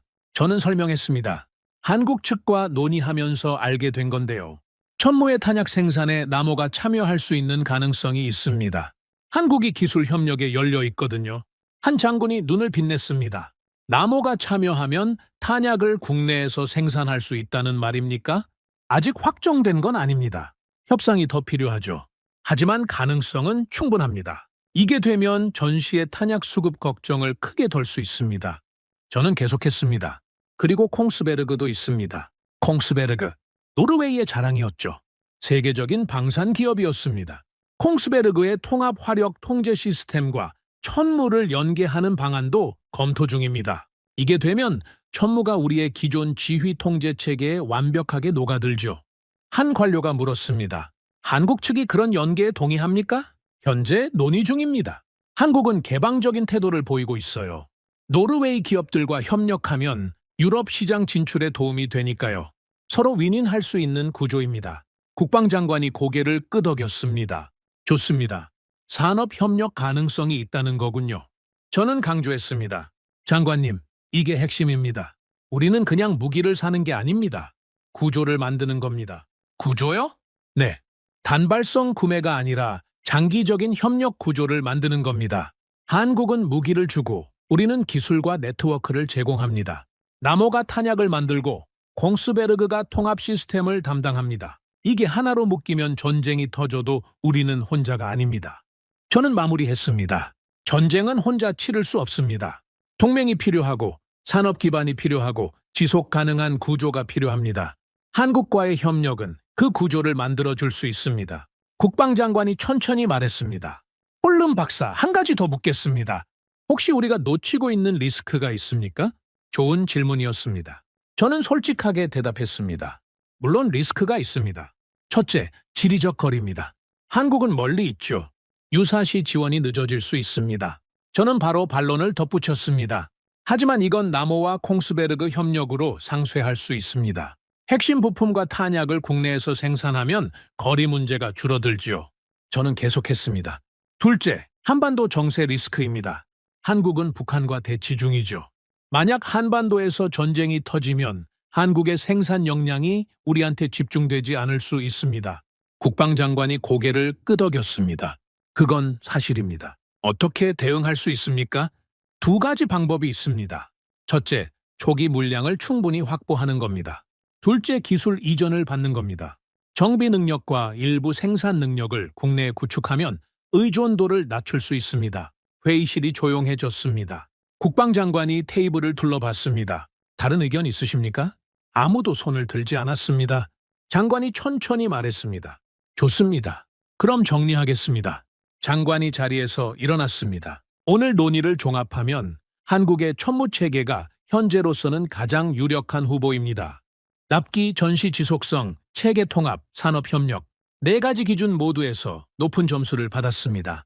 장관이 회의실을 둘러봤습니다. 이 없으시면 한국의 천무체계를 우선 협상 대상으로 지정하고 본격적인 계약 협상에 들어가겠습니다.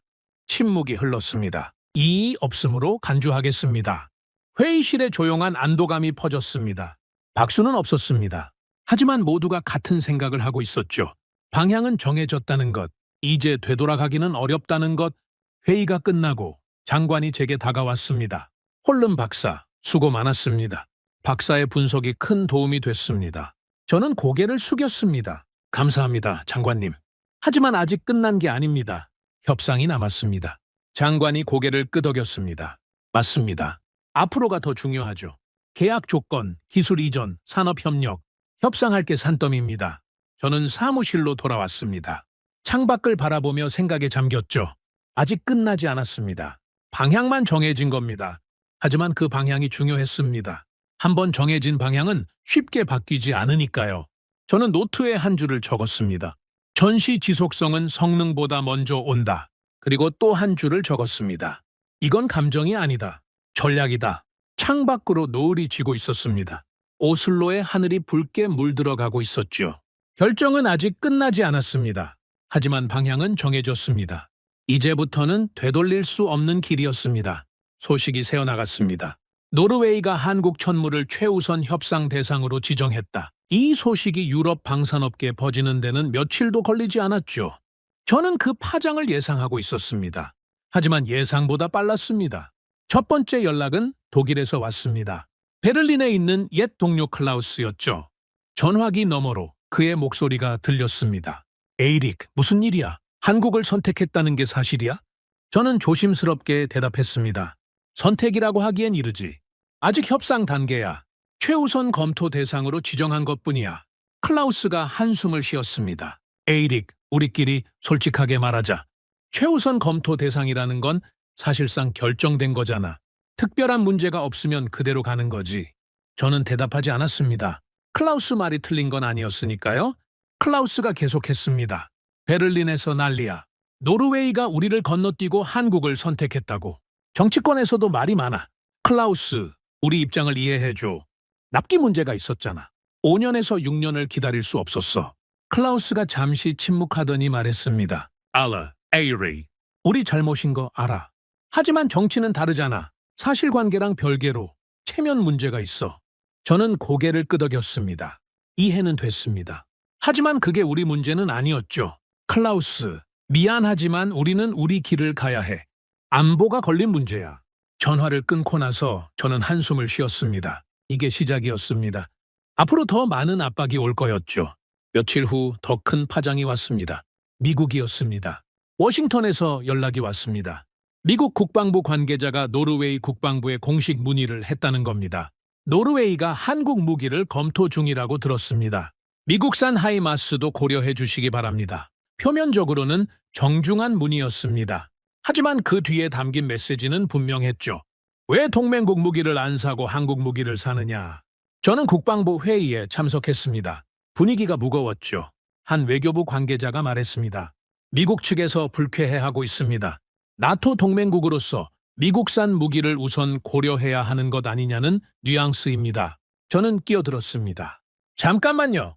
미국이 뭐라고 한 겁니까? 우리한테 하이마스를 언제 줄 수 있다고 했습니까? 외교부 관계자가 서류를 뒤적였습니다. 빨라야 4년에서 5년 후입니다. 현재 우크라이나 지원과 자국 물량 때문에 생산 라인이 포화 상태라고 합니다. 저는 테이블을 손으로 짚었습니다. 4년에서 5년이요? 그럼 뭐가 달라집니까? 독일이나 미국이나 똑같지 않습니까? 둘 다 지금 당장은 못 준다는 거 아닙니까? 회의실이 조용해졌습니다. 저는 계속했습니다. 여러분, 우리가 왜 한국을 검토하기 시작했는지 기억하십시오. 납기 때문입니다. 지금 당장 필요한데 아무도 못 준다고 했습니다. 그래서 한국을 찾은 겁니다. 미국이 불쾌하다고 해서 우리가 4년을 더 기다려야 합니까? 한 장군이 고개를 끄덕였습니다. 홀름 박사 말이 맞습니다. 우리는 동맹 관계를 무시하는 게 아닙니다. 현실적인 대안을 찾는 것뿐입니다. 외교부 관계자가 조심스럽게 말했습니다. 하지만 미국과의 관계도 중요합니다. 너무 강하게 밀어붙이면 다른 분야 협력에 영향이 갈 수 있습니다. 저는 대답했습니다. 물론 그렇습니다. 하지만 생각해 보십시오. 미국이 정말 우리와의 관계를 중요하게 생각한다면 왜 무기를 제때 못 줍니까? 우리가 급하다는 걸 모릅니까? 회의실이 다시 조용해졌습니다. 저는 목소리를 낮췄습니다. 저는 미국을 비난하는 게 아닙니다. 미국도 사정이 있겠죠. 우크라이나 지원도 해야 하고 자국 방위도 해야 하고 이해합니다. 하지만 그게 우리 문제는 아닙니다. 우리는 우리 살 길을 찾아야 합니다. 국방장관이 말했습니다. 홀름 박사, 그럼 어떻게 대응하면 좋겠습니까? 저는 생각을 정리했습니다. 두 가지를 병행해야 합니다. 첫째, 한국과의 협상은 계속 진행합니다. 속도를 늦출 이유가 없습니다. 둘째, 미국에는 우리 입장을 설명합니다. 납기 문제 때문에 다른 대안을 검토할 수밖에 없었다고요?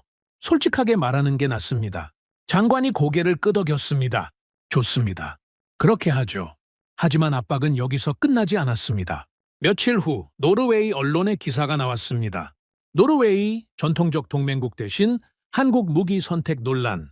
기사 내용은 이랬습니다. 노르웨이가 나토 동맹국인 미국과 독일을 제치고 한국 무기를 검토 중이라는 것. 일부 정치인들이 우려를 표명했다는 것. 동맹 관계에 금이 갈 수 있다는 것. 저는 그 기사를 읽으면서 이 말을 짚었습니다. 시작됐군. 여론전이 다음 날 의회에서 질의가 있었습니다.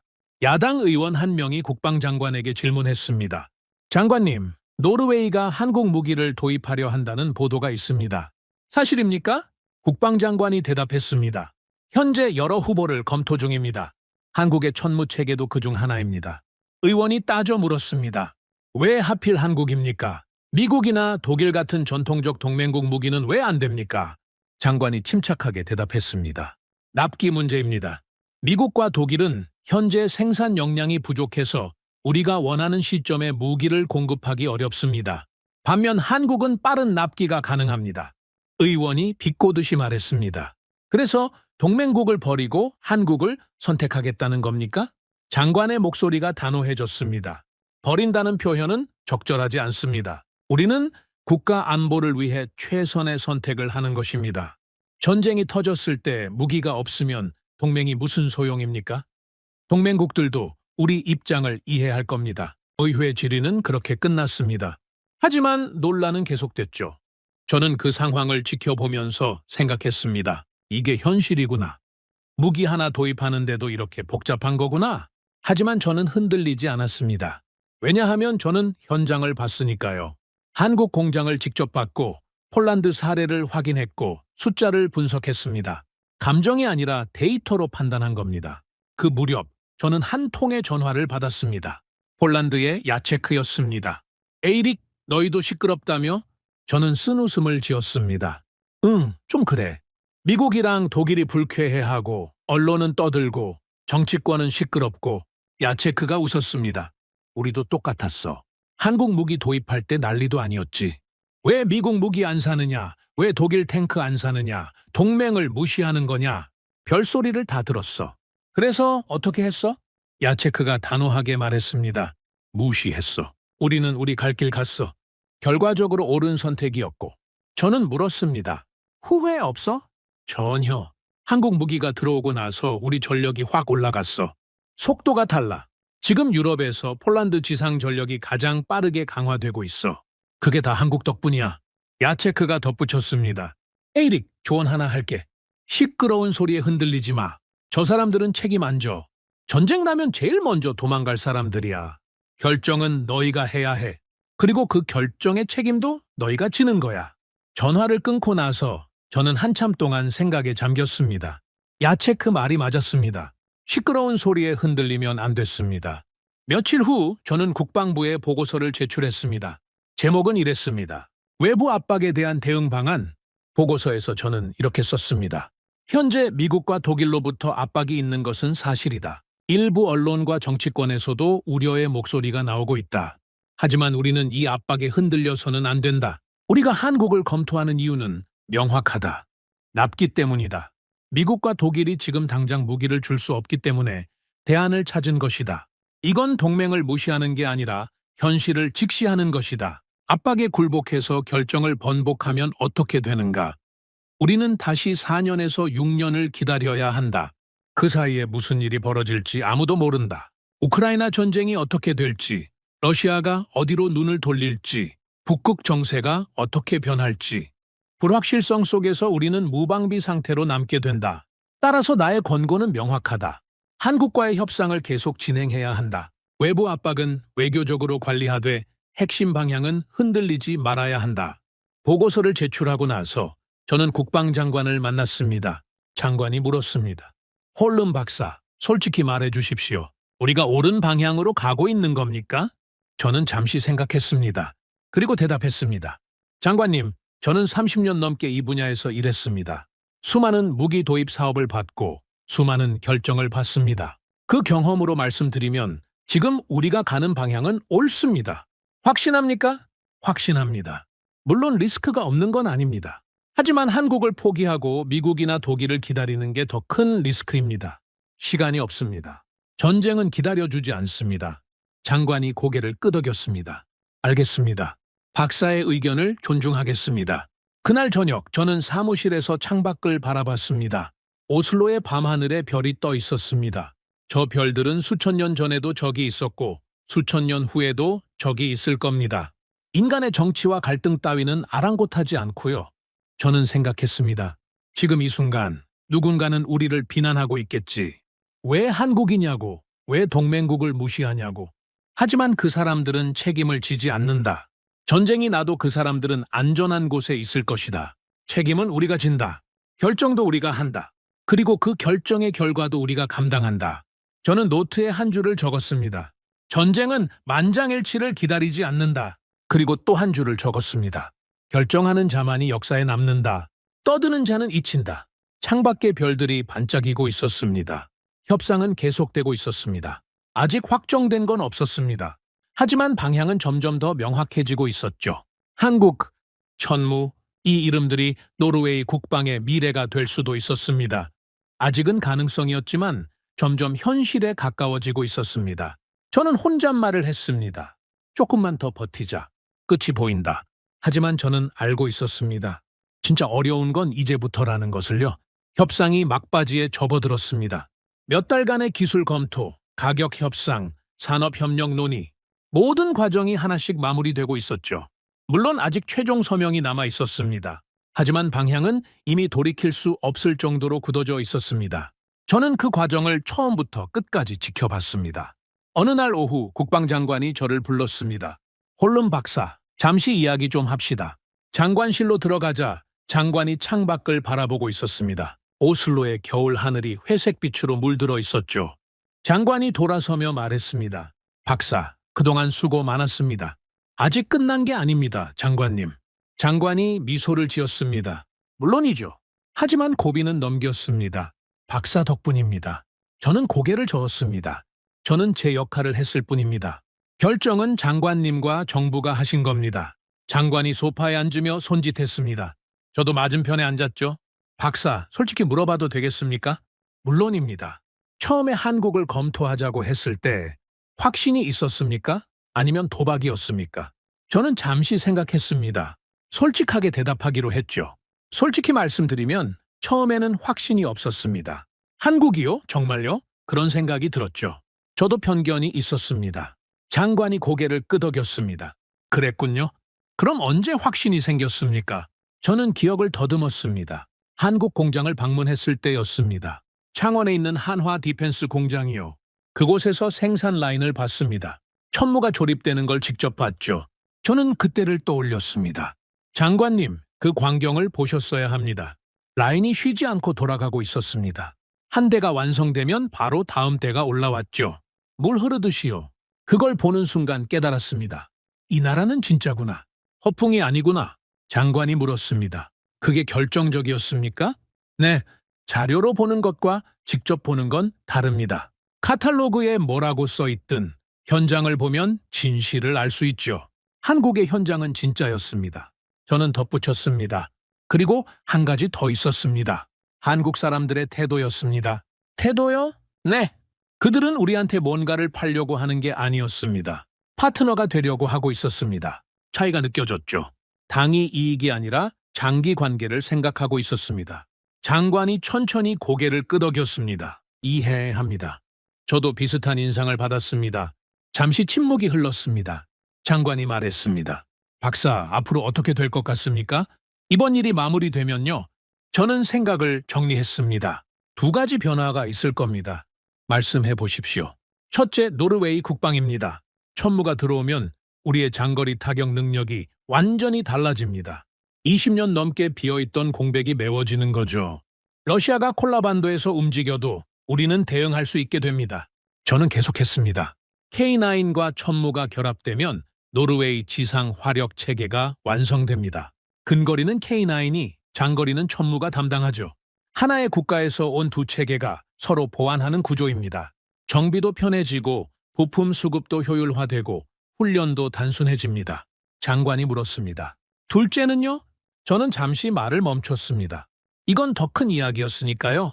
둘째는 유럽 전체입니다. 장관님, 이건 노르웨이만의 이야기가 아닙니다. 우리가 한국을 선택하면 다른 나라들도 주목할 겁니다. 어떤 의미입니까? 저는 설명했습니다. 지금 유럽 방산 시장은 변화의 기로에 있습니다. 우크라이나 전쟁 이후 모든 나라가 재무장을 서두르고 있죠. 그런데 전통적인 공급자들, 미국과 독일은 수요를 감당하지 못하고 있습니다. 납기가 밀리고 가격은 올라가고 불확실성은 커지고 있죠. 저는 계속했습니다. 그 틈을 한국이 파고들고 있습니다. 폴란드가 먼저 움직였죠. K2 전차, K9 자주포, 천무, FAO 전투기까지 대규모 계약을 체결했습니다. 그리고 이제 노르웨이도 같은 방향으로 가고 있습니다. 장관이 말했습니다. 다른 나라들도 따라올 거라는 말씀이군요. 가능성이 높습니다. 루마니아, 에스토니아, 핀란드. 이미 한국 무기에 관심을 보이고 있는 나라들이 많습니다. 우리가 성공적으로 도입하면 그 나라들도 더 적극적으로 움직일 겁니다. 저는 강조했습니다. 장관님, 우리는 단순히 무기를 사는 게 아닙니다. 유럽 방산 시장의 판도를 바꾸는데 일조하는 겁니다. 하이마스만 있던 시장에 천무가 들어옵니다. 선택지가 생기는 거죠. 경쟁이 생기면 가격도 내려가고 납기도 빨라집니다. 장기적으로는 유럽 전체의 이익입니다. 장관이 천천히 고개를 끄덕였습니다. 큰 그림이로군요. 네, 우리는 그 큰 그림의 일부가 되는 겁니다. 장관이 자리에서 일어났습니다. 창가로 걸어가 밖을 바라봤죠. 박사, 한 가지만 더 묻겠습니다. 말씀하십시오. 한국은 믿을 수 있습니까? 10년 후에도, 20년 후에도. 저는 그 질문의 무게를 느꼈습니다. 무기 도입은 일회성 거래가 아니었으니까요. 수십 년간 이어지는 관계였습니다. 저는 신중하게 대답했습니다. 장관님, 미래를 확실히 예측할 수는 없습니다. 하지만 제가 말씀드릴 수 있는 건 이겁니다. 저는 잠시 말을 멈췄다가 계속했습니다. 한국은 70년 넘게 전쟁 상태에 있는 나라입니다. 휴전선 너머에 수십만 명의 적군이 있죠. 그런 나라가 방산을 소홀히 할 수 있겠습니까? 그들에게 무기는 생존입니다. 우리한테 파는 무기가 아니라 자기들이 쓸 무기를 만드는 거죠. 그 절박함이 품질에 반영됩니다. 저는 덧붙였습니다. 그리고 한국은 약속을 지키는 나라입니다. K9 운용 경험이 그걸 증명합니다. 폴란드 사례도 마찬가지고요. 이 정도면 신뢰할 수 있다고 봅니다. 장관이 돌아서서 저를 바라봤습니다. 알겠습니다, 박사. 좋은 말씀 감사합니다. 저는 자리에서 일어났습니다. 장관님, 한 가지만 더 말씀드려도 되겠습니까? 물론이죠. 저는 진지하게 말했습니다. 이번 일이 마무리되면 우리는 역사를 쓰는 겁니다. 노르웨이가 새로운 길을 개척한 거죠. 쉽지 않은 결정이었습니다. 압박도 있었고 비판도 있었습니다. 하지만 장관님과 정부가 흔들리지 않았습니다. 그게 중요합니다. 장관이 미소를 지었습니다. 박사도 마찬가지입니다. 박사가 흔들렸으면 우리도 흔들렸을 겁니다. 저는 고개를 숙였습니다. 과찬이십니다. 장관실을 나오면서 저는 생각에 잠겼습니다. 이게 끝이 아니었습니다. 아직 최종 서명이 남아 있었고 그 이후에도 할 일이 산더미였죠. 기술 이전 협상, 산업협력 구체화, 운용 인력 훈련, 정비 체계 구축, 몇 년간 계속될 일이었습니다. 하지만 가장 어려운 고비는 넘겼습니다. 방향은 정해졌습니다. 며칠 후 저는 오래된 노트를 꺼냈습니다. 이번 사업을 시작할 때부터 기록해온 노트였죠. 처음 페이지에는 이렇게 적혀 있었습니다. 2024년 스발바르 사건, 위기가 왔다. 그리고 마지막 페이지에 저는 새로운 문장을 적었습니다. 우리는 답을 찾았다. 예상치 못한 곳에서 노트를 덮으면서 저는 지난 몇 달을 돌아봤습니다. 처음에 저는 한국을 몰랐습니다. 아니, 알고는 있었지만 진지하게 생각하지 않았죠.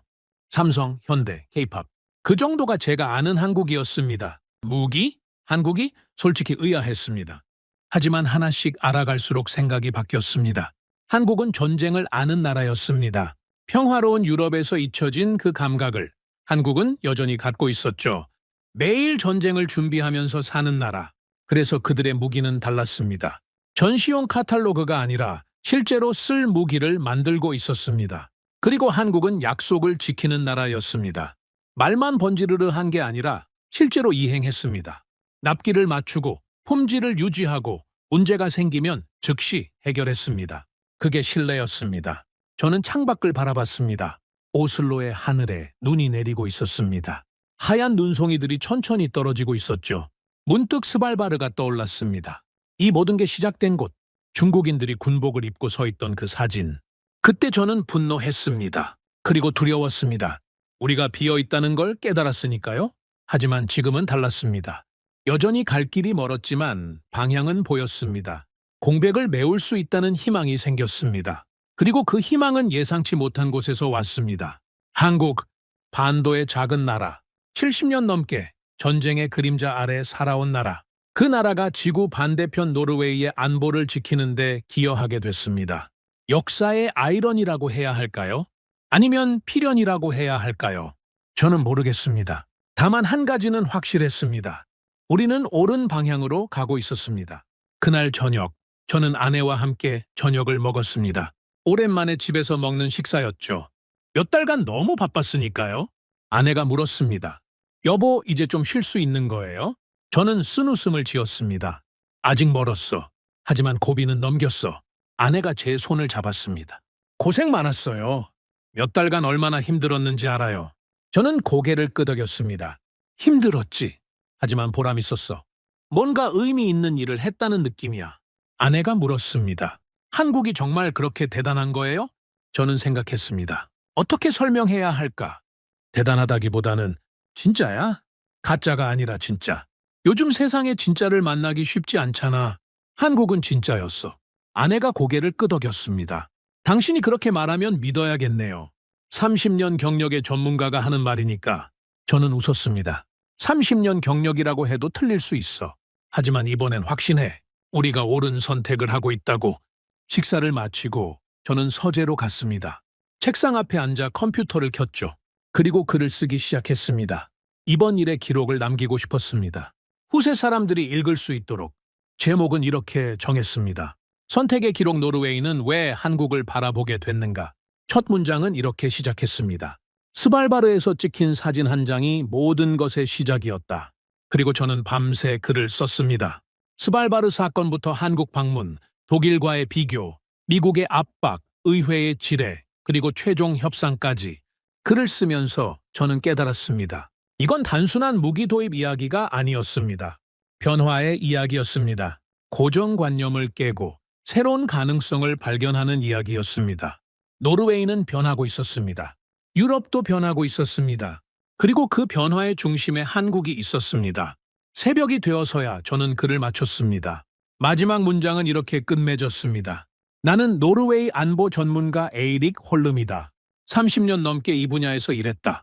수많은 무기를 평가했고 수많은 나라를 분석했다. 그 경험을 바탕으로 말한다. 한국은 더 이상 신흥 방사국이 아니다. 한국은 검증된 파트너다. 빠른 납기, 안정적인 품질, 약속 이행 능력. 이 세 가지를 갖춘 나라는 많지 않다. 우리는 강한 무기를 찾은 것이 아니다. 지금 당장 쓸 수 있는 전력을 찾았을 뿐이다. 그 기준으로 보았을 때 한국은 준비되어 있었다. 이 선택은 우연도 감정도 아니다. 전쟁을 가정한 국가만이 내릴 수 있는 판단이었다.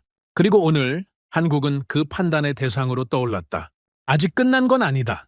최종 계약이 남아있고 그 이후에도 할 일이 많다. 하지만 방향은 정해졌다. 되돌릴 수 없는 방향으로. 이제 한국은 참고 대상이 아니다. 기준이 되어가고 있다. 이게 현실이다. 저는 컴퓨터를 끄고 창밖을 바라봤습니다. 동이 트고 있었습니다. 오슬로의 하늘이 붉게 물들어가고 있었죠. 새로운 날이 시작되고 있었습니다. 그리고 노르웨이도 새로운 시대를 향해 나아가고 있었습니다. 저는 혼잣말을 했습니다.